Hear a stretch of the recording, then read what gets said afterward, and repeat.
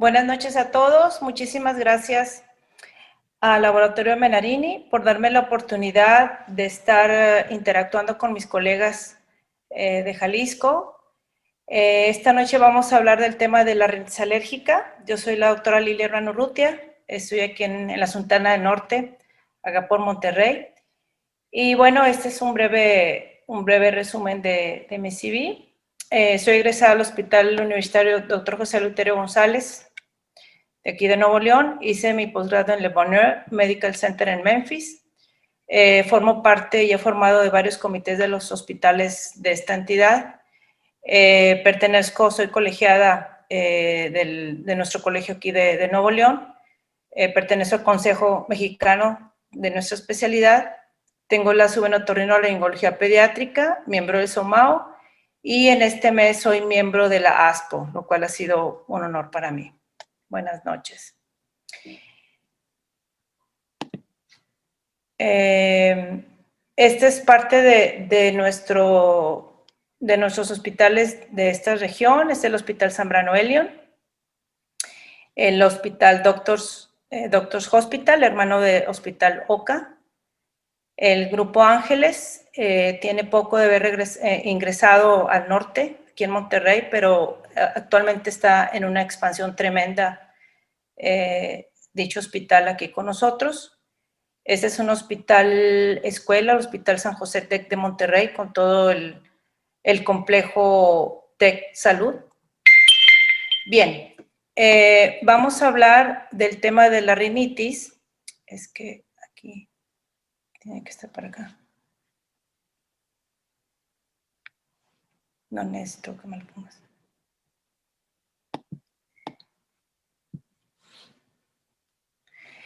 Vamos a hablar de la rinitis. La rinitis, bueno, tenemos varias entidades de ellas por inmunoglobulinas, la trigeminal o neurogénica, en donde el paciente está todo el año con rinorrea anterior y posterior. Tenemos que considerarla ya que no sería una rinitis de etiología alérgica. La rinitis eosinofílica, que va muy de la mano con patología gastrointestinal. Rinitis por medicamento, rinitis hormonal, la cual últimamente está muy en boga por los tratamientos de la tercera edad o los tratamientos antiedad, la rinitis por alimento, ocupacional no alérgica, la trófica, la vasomotora y la infecciosa. Muy bien, dentro de las alergias, pues cada vez las alergias son más severas, tomando en consideración que los tres sistemas target, la piel, digestivo y respiratorio, interactúan cada vez más, siendo estas más de difícil control y la prevalencia de ellas está en aumento a nivel mundial. En México tenemos un 42%, la polisensibilidad cada vez es mayor, actualmente un 35% o más, y es la patología crónica más común de la infancia junto con el asma. Es una entidad que se requiere de un grupo multidisciplinario y se utilizan obviamente más de un tratamiento. En relación a la población mundial es un 25%, más del 50% de los adolescentes. Cuando tenemos la rinitis alérgica, a veces se nos complican hacer los tratamientos de primera instancia en los pacientes que estamos operando de sinusitis posquirúrgica. Es decir, la sinusitis, operamos los pacientes con sinusitis y tienden a tener una recurrencia cuando tenemos un fondo alérgico atópico. Lo mismo pasa en los pacientes con pólipos. Se exacerban los pacientes que tienen los SAOS y definitivamente es una entidad en donde aumenta la frecuencia de infecciones respiratorias recurrentes. Recordemos que es una patología de hipersensibilidad secundario a la liberación de IgE, mastocitos, basófilos, con un estímulo alergénico. Es una alergia con una respuesta inmediata, así como la urticaria, alergia alimentaria, anafilaxis y el asma. La rinitis alérgica, recordemos, es bien importante para poder controlar a nuestros pacientes, que existen las comorbilidades más frecuentes que vamos a encontrar es con urticaria, conjuntivitis alérgica, lo cual va en un aumento impresionante por los temas de contaminación ambiental, La poliposis recurrente, otitis o mastoiditis son los clásicos pacientes que le ponemos tubitos de ventilación y a pesar de ello pueden continuar con otorrea, o la mastoiditis, que ya hicimos una mastoidectomía y a pesar de ello pudiesen recurrir en los temas de otorreas, en los procesos crónicos. La alergia alimentaria, hoy por hoy, es una entidad que está creciendo de una manera impresionante comparada con 15 o 20 años posterior. Y esta alergia alimentaria nos está dando a los pacientes un reflujo, uno de los tipos. Sabemos que los reflujos gastroesofágicos son de varias etiologías, pero hablando particularmente de la cuestión alérgica, los pacientes ahorita están muy de la mano el tema respiratorio alérgico con el reflujo gastroesofágico secundario a un proceso de alergia a alimentos. Por eso es muy importante pedir los paneles de las alergias o las pruebas cutáneas, tanto de medio ambiente como de alimento. Anteriormente nuestros colegas alergólogos no les gustaba hacer las pruebas de alergia cutáneas, de alergia alimentaria a los pacientes adultos, pero ahora ha sido una evaluación impresionante de los pacientes adultos que están saliendo positivos, no solamente el paciente pediátrico, que era lo que conocíamos. Otra de las comorbilidades que vale la pena que recordemos son las inmunodeficiencias.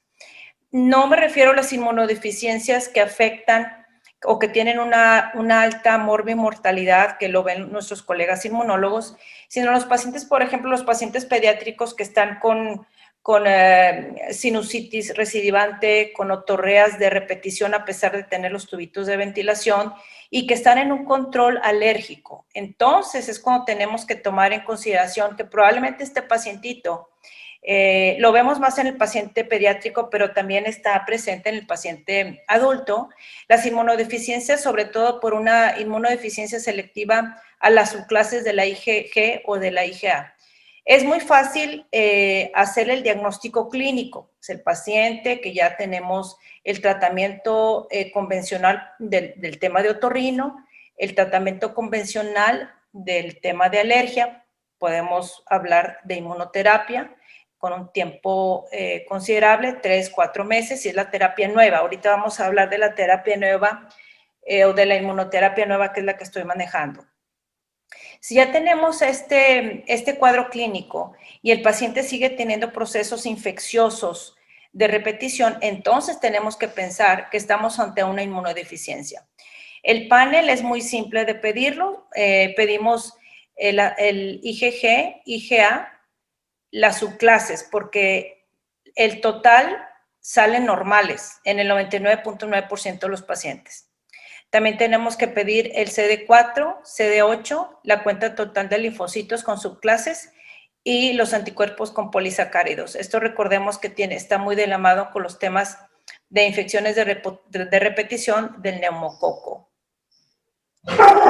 Dentro de la sintomatología, pues recordemos que es la hiperactividad bronquial, halitosis, congestión nasal, la conjuntivitis alérgica que va muy de la mano, hiposmia o anosmia con este abanico, que hay pacientes que llegan, sabes que no huelo muy poquito o realmente mi tema de olfacción está casi abolido.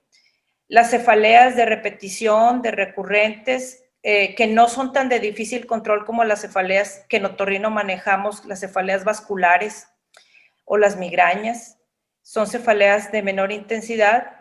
Lo que sí vemos muy frecuente es el dolor facial, ¿verdad? El dolor retroocular, retronasal, a nivel de malar o a nivel frontal. Esto obviamente son, o la patología que tenemos sinusal a nivel de seno esfenoidal, que el paciente lo refiere a nivel posterior del cráneo.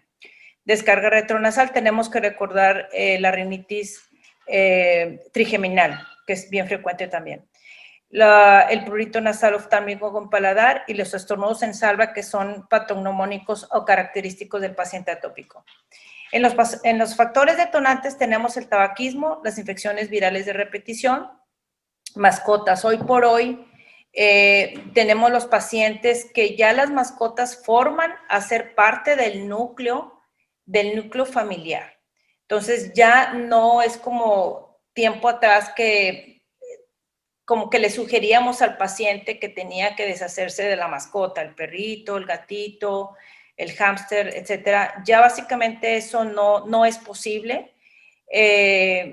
Y pues esto hoy por hoy es la realidad.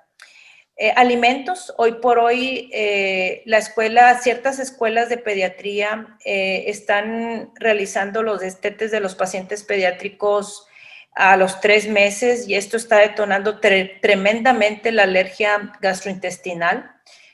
Los detonantes ocupacionales, con gases inhalados o polvos o partículas, que es muy común. La contaminación, que está a nivel mundial tremenda. Y el microbioma, que hoy por hoy recordemos que el microbioma está formando una parte sumamente importante en respetar las infecciones al paciente, ¿verdad? Ahorita lo vamos a ver más adelante. Hablando de los antihistamínicos orales, pues ya los de primera generación básicamente están en desuso. Las guías o los lineamientos actuales de varios task force que tenemos de las guías o clínicas de las rinitis atópicas alérgicas o rinosinusitis de varios colegios nacionales, internacionales o europeos, básicamente ya están en desuso. Entonces, bueno, es algo que tenemos que tomar en consideración. Ahorita vamos a decir brevemente la razón. Y de los antihistamínicos más nuevos que tenemos, pues la que ahorita, hoy por hoy, nos da más ventaja sobre todos ellos, pues obviamente es la bilastina, que en el 2015 llega a México. Es un excelente antihistamínico nuevo. Dentro de los antihistamínicos de primera generación, como son estos 3 que estamos viendo aquí, se han valorado con artículos muy serios que causarán deterioro en el rendimiento, déficit no amnésico de atención, estreñimiento, dificultad de orinar, déficit del pensamiento o de la información, demencia, atrofia cerebral y reducción en la memoria inmediata. Dentro de los beneficios que nos puede dar los antihistamínicos nuevos de nuevas generaciones, como la bilastina, es un producto o es un antihistamínico o es un medicamento que actúa a la hora y el tiempo de acción es en promedio 26 horas, lo cual es una posología bastante cómoda con el vivir actual de las prisas y los tiempos de más. Entonces es una posología de 24 horas, lo cual es bastante atractivo. No desarrolla taquifilaxia. Es un bloqueador importante competitivo de los receptores H1. No solamente tiene una actividad antialérgica, sino también antiinflamatoria. Ahorita vamos a ver cuáles son las células inflamatorias que bloquea la bilastina. No hay una interferencia con los alimentos, ya que este antihistamínico nuevo no sufre, no se metaboliza, sino que es un medicamento que entra directo y no interactúa con otros fármacos ni con el alcohol. Es muy importante, ya ven que nuestros pacientes fin de semana o etcétera, no dice, doctora, estoy tomando un antihistamínico, ¿puedo tomar alcohol? Sin problema. En relación, hoy por hoy, ¿cuáles son de los factores que tenemos que tomar en cuenta, aparte de todos los que hemos estado hablando, de la presencia del estafilococo dorado? El estafilococo dorado es un superagente que no solamente hoy por hoy se ve que detona enfermedades inmunológicas muy serias, y es uno de los principales agentes causales de biofilm, junto con la E. coli y la pseudomonas, lo cual es muy importante para nuestros pacientes en otorrino, las mastoiditis, la sinusitis y demás, ya que son verdaderos procesos inflamatorios con el tema del biofilm. El estafilococo dorado es un agente que aumenta la producción de la IgE, aumenta la producción de los eosinófilos, de interleucina C, y exacerba definitivamente cuando el paciente ya tiene las comorbilidades como asma, alergias de difícil control, las poliposis. Definitivamente el tema si bien es cierto que aún está en investigación o hay varias hipótesis de la formación de las poliposis, sobre todo las recidivantes o lo que nos recurren después de las cirugías o de las resecciones, hoy por hoy el Staphylococcus aureus es uno de los cofactores importantes etiológicos de la neoformación de los pólipos nasoantrocoanales. Es un estimulante de enfermedades sistémicas inmunológicas y la piedra angular cuando tenemos la sospecha de este agente, pues es el antibiótico, tomando en consideración que hoy por hoy es uno de los agentes que que están presentando resistencia a antibióticos de una manera impresionante. Esta es como una imagen, una endoscopía que podemos ver ahí un moco filante espeso con una mucosa edematosa, eritematosa, y se ve que es un moco obviamente de etiología purulenta o bacteriana. Asimismo, en los pacientes pediátricos incrementa definitivamente la sensibilización tanto de medio ambiente como de alimentos, y que a veces nos dan un dolor de cabeza en estos pacientitos para el tratamiento. Entonces, el estafilococo dorado no nada más, o el estafilococo aureus no nada más causa o estimula una cascada severa de inflamación de varias células, sino que también daña el epitelio respiratorio, lo lastima, lo lacera, y recordemos que es de los principales productores o formadores de biofilm. Bien, los mecanismos y biomarcadores en los tipos de la rinosinusitis hoy por hoy están catalogadas en los procesos o en las informaciones de investigación recientes. Son las rinosinusitis crónicas sin pólipos nasales de tipo 1, 2 y 3. Y de ellas, las células predominantes, por decir, en el tipo 1 es la célula T, las células asesinas. El tipo 2, que es la más de difícil control, es la IgG, de celular de predominio IgG, mastocitos, T2, eosinófilos. En el endotipo 3, la celularidad predominante es la interleucina 17, la cascada de complemento y los neutrófilos. Una de las comorbilidades que hoy por hoy se ve que está paralelo a estas entidades es la conjuntivitis, hasta en un 65% de los pacientes, y un proceso asmático, en donde hoy por hoy la bilastina son de los antihistamínicos nuevos que están súper indicados en la conjuntivitis junto con urticaria y en estos pacientes que estamos viendo en este momento. El Montelukast tenemos tiempo de estarlo utilizando. No solamente revisábamos a los pacientes con pruebas de funcionamiento hepático por las secuelas hepáticas que pudiese presentar el Montelukast, sino que últimamente en estudios recientes se presentan pensamientos suicidas, depresión o ansiedad, y tenemos que tener cuidado con este medicamento, ya que en tema de la pandemia son las entidades que nuestros colegas psiquiatras van a ver probablemente por 3 o 4 años más. Ahorita actualmente sus consultas están saturadas, como ya lo sabemos. Entonces tenemos que tomar mucho cuidado en el paciente que vamos a utilizar el Montelukast. En una actualización se ha visto, como habíamos platicado al principio, ya no usar los antihistamínicos de primera generación, también ser muy cautelosos con la utilización del vasoconstrictor tópico. Se puede aminorar algo con los esteroides inhalados. Y dentro de los tratamientos monoclonales no son inocuos. Si bien es cierto que uno de los principales handicaps que tenemos es el costo, pero no son inocuos de ninguna manera. Dentro de los efectos adversos de los monoclonales está la cefalea, bronquitis, artralgias, conjuntivitis, vértigo, dolor abdominal, nasofaringitis, reacciones en el lugar de la inyección. Entonces, bueno, los monoclonales también tenemos que considerar que tienen su indicación precisa, y ahorita en un momento la vamos a revisar. Euforia es un grupo que se reunió el año pasado en la Unión Europea. Conjuntaron otorrinos, neumólogos y alergólogos y vieron cuáles eran las causas principales de enfermedad recidivante a pesar de las cirugías que realizamos. Dentro de ellas, como ahorita bien lo platicamos, dentro de la patología sinusal tipo 2 era la que vieron de más frecuencia recidivante, así como cofactores mórbidos como el asma, dermatitis atópica, eczema, urticaria y alergia a alimentos o esofagitis esofílica. Esta entidad no es rara, tenemos que pensarla para hacer el diagnóstico, y si no la tomamos en consideración, no vamos a poder controlar al paciente, y vamos a tener los pacientes que, a pesar de ser operados, van a recidivar de los pólipos y de los problemas sinusales, aparte de tener una rinitis de difícil control. La microbiota hoy por hoy tenemos que tener mucho precaución con el uso o la prescripción de antibióticos en el paciente pediátrico, ya que al lesionar esta va a dejar una huella en el futuro del paciente.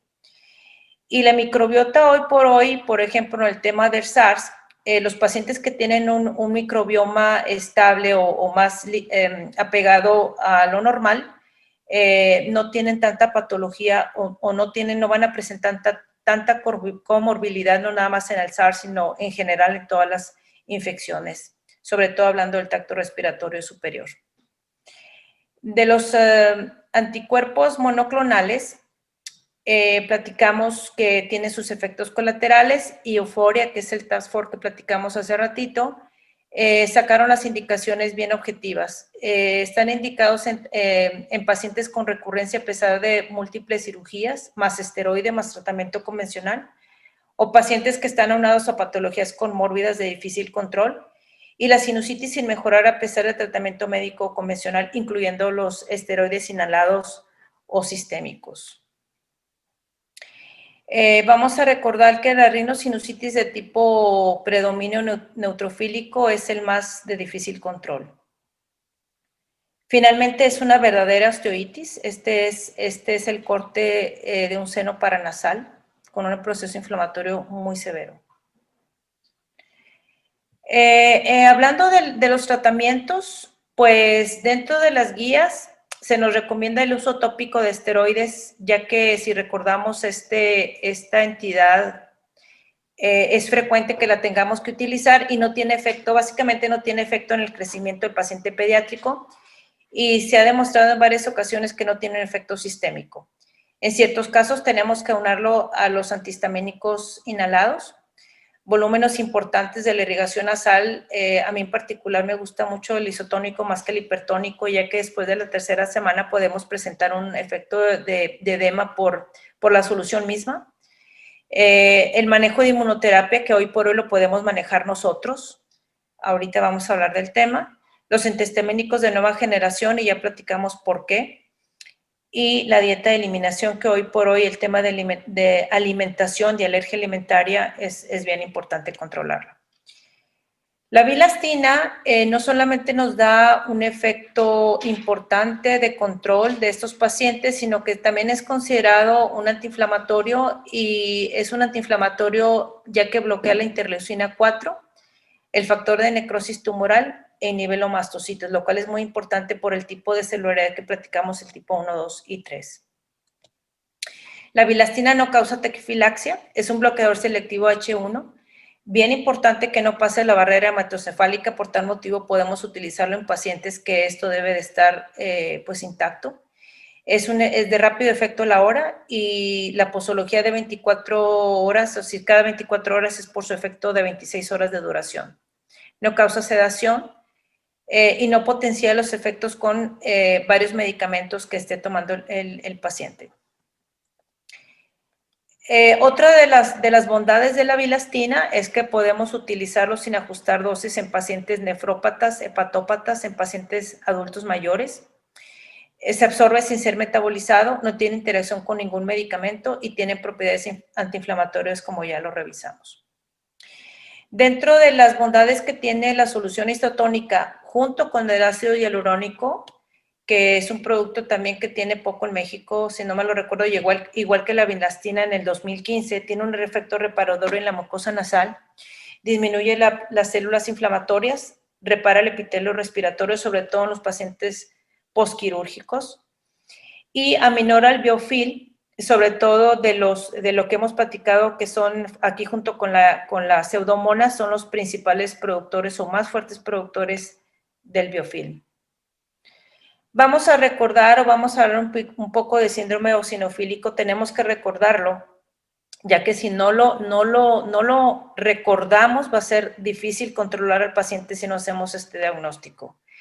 Entonces, el síndrome eosinofílico es un paciente que tiene pólipos nasales recurrentes, a pesar de que lo hayamos operado 1 o 2 veces. tenemos estos pacientes en los cultivos positivos en la mayor parte de las veces con alternaria. Muchos de los pacientes van a presentar asma, dermatosis atópica y lo que sí va de la mano es una enteropatía eosinofílica. Aquí tenemos que tener la comunicación bien abierta con nuestros colegas, los gastroenterólogos, ya que cuando mandamos a estos pacientes con nuestros colegas para que hagan la endoscopía superior por los múltiples sintomatología que nos repercute a nosotros, como los reflujos, etcétera, tenemos que solicitarles, por favor, que hagan el conteo de las biopsias que ellos toman de rutina del esófago y del estómago.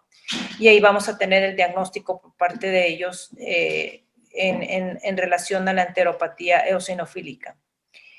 El diagnóstico va a estar presente en la interleucina 3, 4, 5 y el conteo va a ser más de 1500 por milímetro de eosinófilos en nuestro tejido.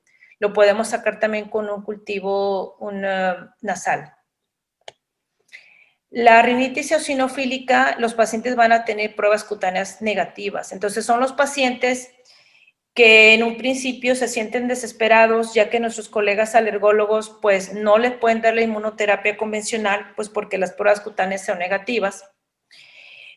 Son los pacientes que tienen todo el cuadro clínico de un tema alérgico, rinorrea, las poliposis, las rinitis severas, las sinusitis recidivantes. Muchos de ellos van a tener asma por AINES. Entonces, este es el cuadro clásico de un paciente positivo a una rinitis eosinofílica. Si estamos ante un paciente que tenemos los controles correctos en tratamiento médico que ya hemos estado revisando y son pacientes que están recurriendo a pesar de tener una o dos cirugías endoscópicas, tenemos que pensar en esta entidad, una rinosinusitis crónica eosinofílica. Si tomamos o echamos mano de la sintomatología del tracto digestivo, básicamente ahí está el diagnóstico. Este es un paciente con una rinitis eosinofílica. Vemos aquí que el cornete está sumamente hipertrófico y tiene una mucosa filante y alina clásica de un paciente alérgico. Este paciente presentaba una obstrucción nasal, estornudos en salva, rinorrea, citología. Aquí hicimos el diagnóstico ya que en la citología nasal salió más de 20 por campo de los eosinófilos con pruebas cutáneas negativas. O sea, aquí sí vemos esta rinoscopía que es clásica de un paciente alérgico con pruebas cutáneas negativas, pues tenemos que pensar en esta entidad. El paciente yo lo veo porque llegó con un espasmo laríngeo secundario a un reflujo por alergia alimentaria y el paciente decía que ya había tenido múltiples tratamientos, que ya había estado en inmunoterapia convencional. A este paciente le manejamos bilastina, esteroides inhalados, dieta de eliminación hipoalergénica y la inmunoterapia con la vacuna nueva que ahorita vamos a manejar por 5 meses. El paciente se estabilizó bastante. Es paciente no quirúrgico, obviamente. Este paciente, los pacientes con patología eosinofílica de vía respiratoria superior, esta es la clásica laringoscopía que vamos a ver y es exactamente la misma que ve el colega a nivel del esófago.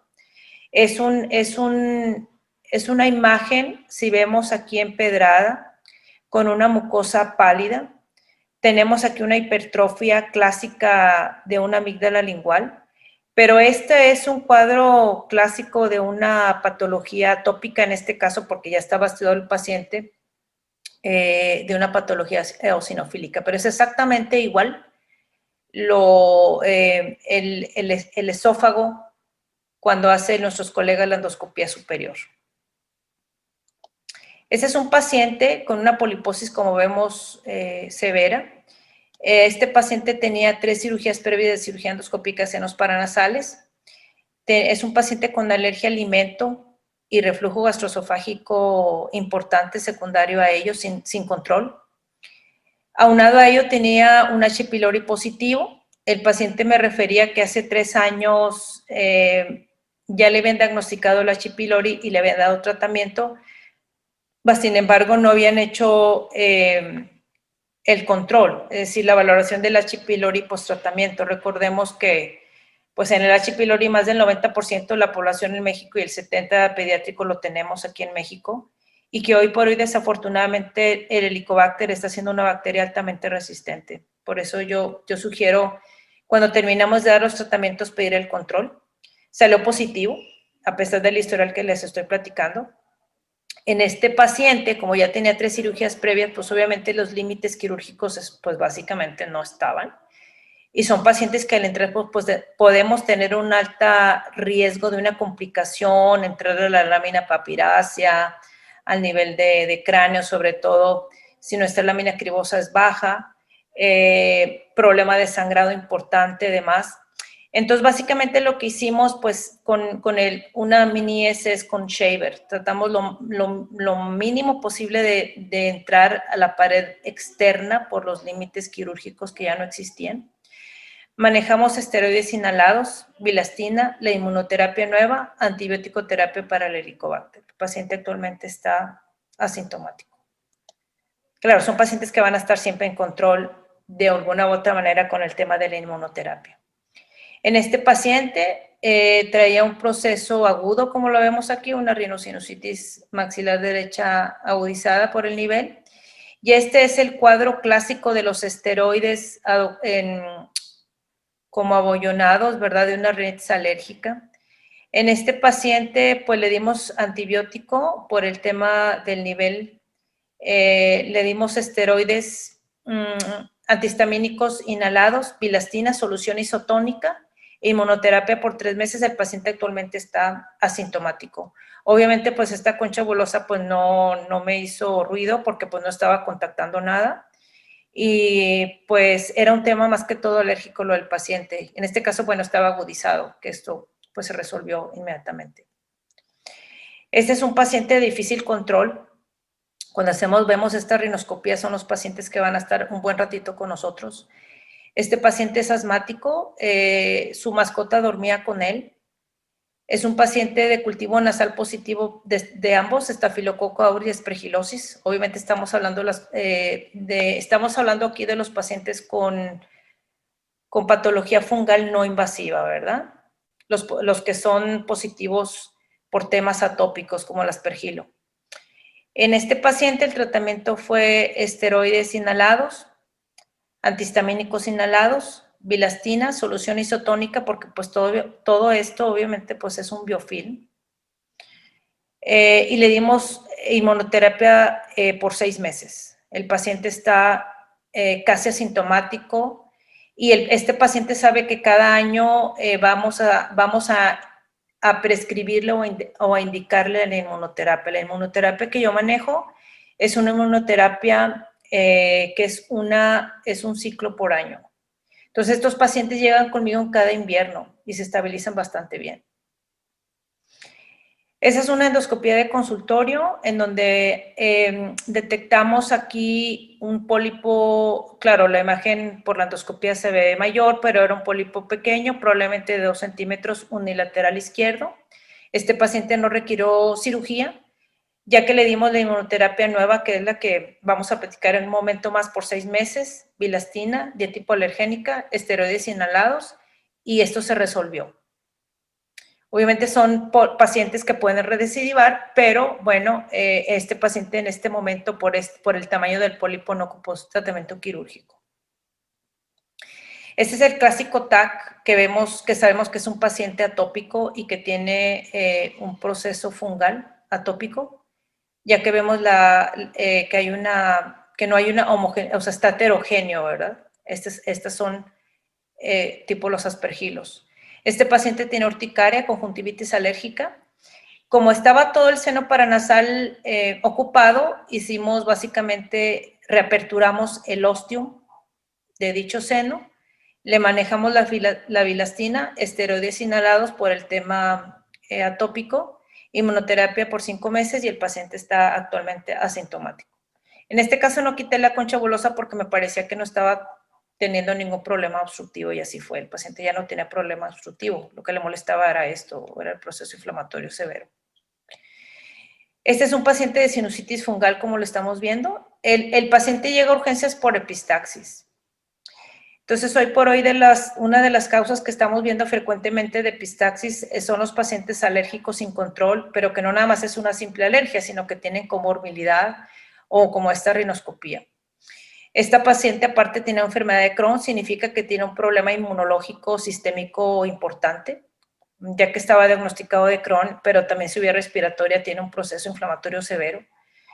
El paciente no tenía control de alergia. En el tratamiento le realizamos cirugía endoscópica para hacer la limpieza lo más que pudiésemos, ya que teníamos el tema de la epistaxis, bilastina, esteroides inhalados y la solución isotónica, ya que, bueno, yo en particular cuando tengo un paciente de epistaxis menos utilizo las soluciones hipertónicas. Estos son las lesiones micóticas que vemos en estos pacientes. Bien, de la inmunoterapia nueva, esta es una inmunoterapia que podemos manejar nosotros. Es una inmunoterapia que no requiere pruebas cutáneas, no tiene efectos adversos, no causa tolerancia, no interactúa ni con ningún medicamento. Se maneja de 3 a 5 meses, es una vez por año, y los órganos target pueden ser la respiratoria, digestiva y la piel. Estos pacientes, esta inmunoterapia son para los pacientes que llegan con nosotros con pruebas cutáneas negativas. Tengo pacientes que llegan conmigo, doctora, pues tengo congestión nasal, rinorrea, prurito, ya saben, toda la sintomatología clásica del paciente alérgico, pero me llevan 3 o 4 pruebas cutáneas negativas y no es raro presentarlo. O los pacientes que terminaron la inmunoterapia con los colegas alergólogos de 3 años, ¿sabes qué, doctora? Pues ya terminé mi terapia de 3 años, etcétera, pero siento que realmente no mejoré. A diferencia de la inmunoterapia de nuestros colegas, no se suspende al presentar el paciente fiebre o infección, es decir, pueden continuarlo. Este es el vial de la inmunoterapia. Esta es una monodosis, es un liofilizado que se reconstituye con 2 mililitros del agua que el paciente esté habituado. Se toma en ayuno, es decir, es sublingual. Y la posología puede ir diario, 2 o 3 veces por semana y es un ciclo por año. Esta inmunoterapia tiene la ventaja que tiene un efecto dual, es decir, baja el proceso inflamatorio alérgico y es inmunoestimulante. Lo manejo en los pacientitos, en los pacientes que platicamos hace ratito del panel de la inmunodeficiencia que salieron positivos y los cuadros clínicos que presentaron. Funciona muy bien. El efecto de impregnación es al mes y está en meseta mes 2, 3, 4 y 5. Entonces, el paciente, cuando ya quitamos esta inmunoterapia, todavía tiene el efecto del tratamiento más o menos por unos 3 meses.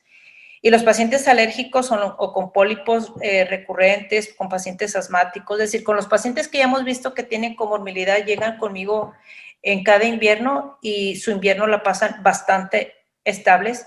Y cabe mencionar que los pacientes que llegaban conmigo con 3 o 4 cirugías previas por otros colegas, sin controles de alergia, no volvieron a requerir cirugía por el tema sinusal o el tema de las poliposis de repetición o recurrentes. Este es un paciente con una poliposis, como vemos, muy importante. Este paciente tenía cefalea, halitosis, otalgia. Aquí está el tag del mismo paciente, trae una mastoiditis. En este paciente traía pruebas cutáneas de alimento y medio ambiente positivas.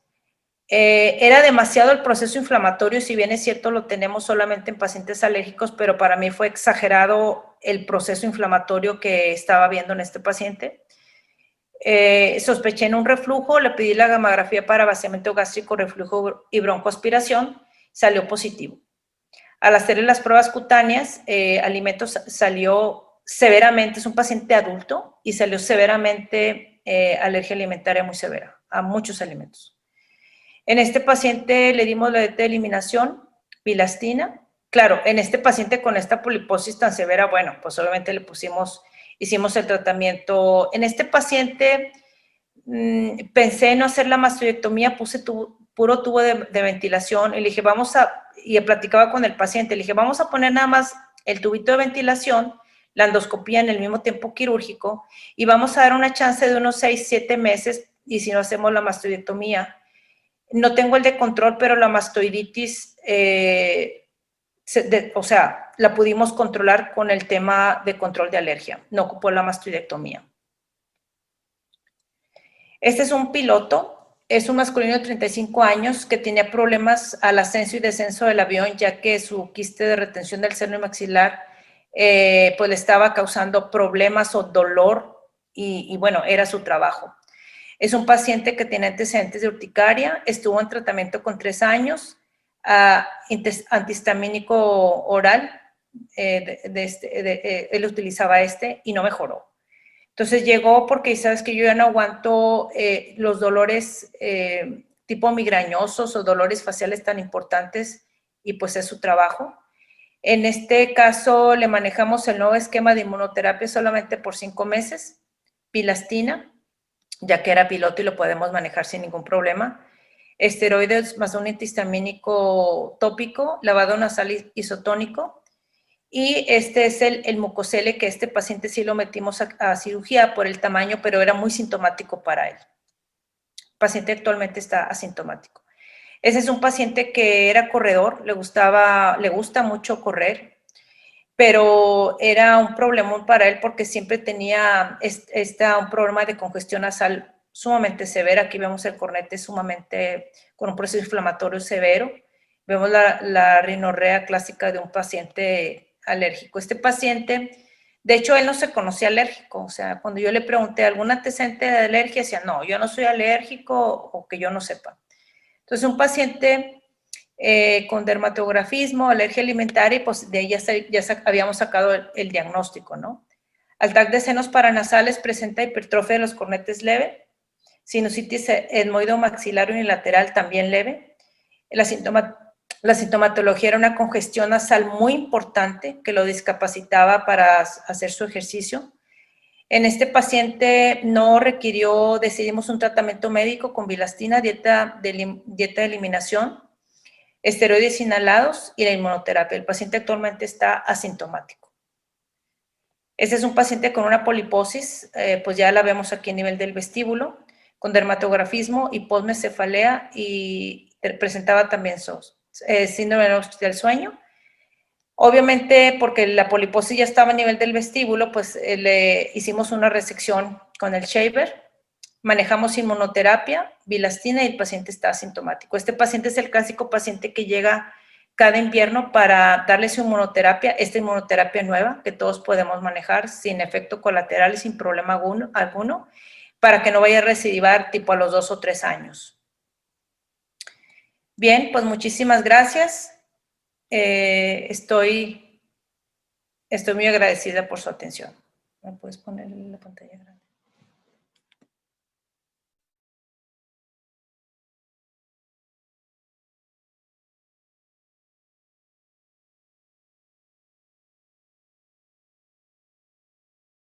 Sí, claro. Doctor Padilla, ¿nos ayuda con su micrófono, por favor?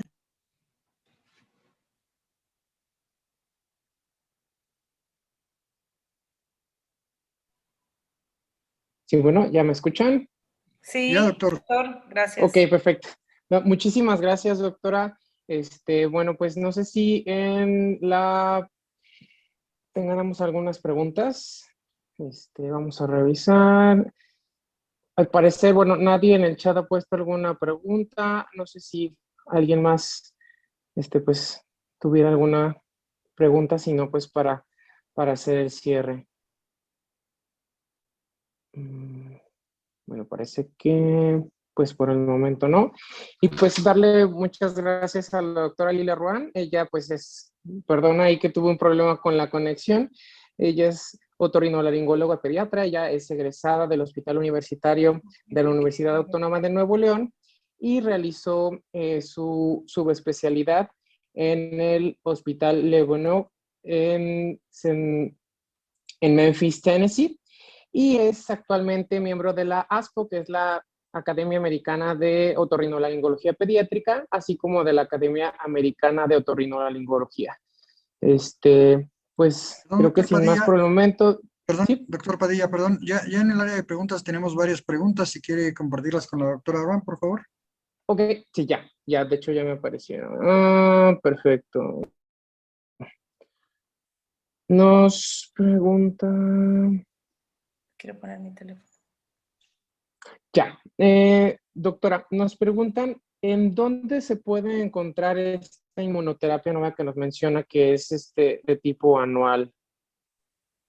Sí, la Sí, inmunoterapia, si ¿verdad? gustan, les voy a compartir mi teléfono porque me abarcaría Bueno, mucho explicarle a cada paciente y esto. Con muchísimo gusto. Aquí les comparto ok. mi WhatsApp con mucho gusto para darles información, dónde se adquiere, qué contiene, en qué casos los podemos utilizar. De hecho, el paciente pediátrico más chiquito, más pequeño que tengo tiene 3 meses y era un pacientito que llega porque básicamente a la tercera semana de nacido tenía otorrea de repetición. Obviamente era un paciente que ni soñando un tema de mastoidectomía, ¿verdad? Y pues tuvo de ventilación en 3 meses, pues era muy complicado. Manejamos Claro. esta inmunoterapia y funcionó bastante bien. Es el paciente de más pequeña edad que he tenido con esta inmunoterapia y funcionó muy bien. 3 meses de edad hasta pacientes adultos sin problema. Ok, pues básicamente creo que todas las preguntas que tenemos es justamente pues dónde se puede conseguir dicha inmunoterapia. Con No sé, gusto, con doctora, mucho si quisiera gusto. como así, digo, cerrar como dando ahí un esbozo de lo muy extremadamente básico de la nueva inmunoterapia.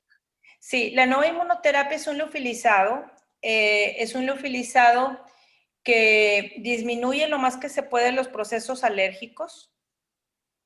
Lo manejo en pacientes que tienen los procesos eosinofílicos también de vía digestiva, claro, junto con mi colega, el alergólogo, él tiene que dar el tratamiento correspondiente. En pacientes que tienen inmunodeficiencias, las que platicamos, las que no tienen una morbimortalidad alta, como los pacientes que manejan nuestros colegas, los inmunólogos, no son ese tipo de pacientes, son los pacientes que tienen inmunodeficiencias selectivas para las subclases, la IgG y la IgA. Son los clásicos pacientitos que tenemos con sinusitis de repetición, a pesar de ser operados, los pacientes que continúan con otorreas a pesar de tener mastoidectomías, o los pacientes que no tienen indicación de mastoidectomías y que tienen el tubo de ventilación continúan con otorreas de repetición. Son como estos casos. O los pacientes, por ejemplo, que tienen alergia alimentaria muy severa, que nos están dando repercusión, que están en control con nuestros colegas los gastroenterólogos, que dan todo el tratamiento de ellos del reflujo, pero que finalmente es de un proceso alérgico, como la imagen que pusimos de la laringe. Ese es un paciente con una alergia severa, tan severa que repercutió a nivel de la laringe, vía respiratoria superior y con un reflujo alimento importante. Son esos pacientes. Tengo como 16 Perfecto. años de estarlo manejando, esta inmunoterapia, y nos ha funcionado súper bien, súper bien.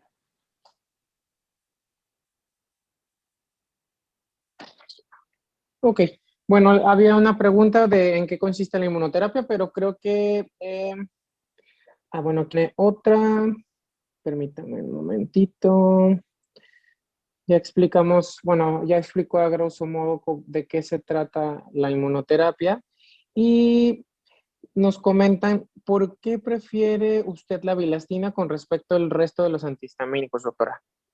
Por lo que ya platicamos, la bilastina hoy por hoy viene siendo de los principales que nos indican las guías, sobre todo en el paciente que tiene urticaria, conjuntivitis alérgica, porque no tiene efecto sedante, pero a más nuevas las generaciones, pues tienen más beneficios y menos efectos colaterales. Y estamos hablando en este tema, o este tema que nos tocó el día de hoy, de una rhinosinusitis de difícil control, y que nos atañe al tema de otorrino, como son los pacientes que llevan 2 o 3 cirugías de sinusitis, son los pacientes con pólipos recidivantes, que tenemos pacientes con una comorbilidad. Por eso decido, cuando voy a utilizar un antihistamínico oral, por eso prefiero la bilastina. Claro, Perfecto, dependiendo de doctora. cada Y paciente están los antihistamínicos inhalados junto con los esteroides inhalados, ¿verdad? Que ya lo tenemos también en el mercado, esa sinergia que también es fabulosa. claro, sí, sí, sí. Y, por ejemplo, en niños creo que también hay solución en bilastina. La dosis, doctora. Que yo recuerde, está nada más en 20 miligramos la bilastina en México. Ok, perfecto. Pues déjeme ver si tenemos alguna otra duda. Parece que no hay ninguna otra duda, doctora. Pues le agradecemos muchísimas gracias por su participación, y por la paciencia aquí con los problemas de conexión, ¿verdad? Y agradecemos también a nuestro patrocinador Menarini por ayudarnos con este webinar. Muchísimas Sin gracias, más, estoy para servirles y con mucha confianza. Ahí está mi teléfono para darles personalmente con mucho gusto dónde, indicaciones y demás. O sea, tengo una experiencia de 16 años y le recomiendo sin ningún problema. Y muchas gracias a Menarini por permitirme este foro y poder platicar un poquito mi experiencia. pues muchísimas gracias, doctora, y Coxejal pues agradece su participación en este webinar y pues para quienes se conecten de por allá del norte de Monterrey pueden encontrar a la doctora pues allí en el Hospital Cristus Muguerza de Centro Médico de Alta Especialidad, que es donde tiene su práctica privada, y si no, aquí vamos a tener pues ya directamente el teléfono de la doctora para pues todos los colegas que tengan duda de esta nueva inmunoterapia y pues este tratamiento innovador que nos promete bastante. Bastante, sí, cómo no. Muchísimas Que gracias y tengan que muy buenas tengan todos noches. buenas noches. Gracias.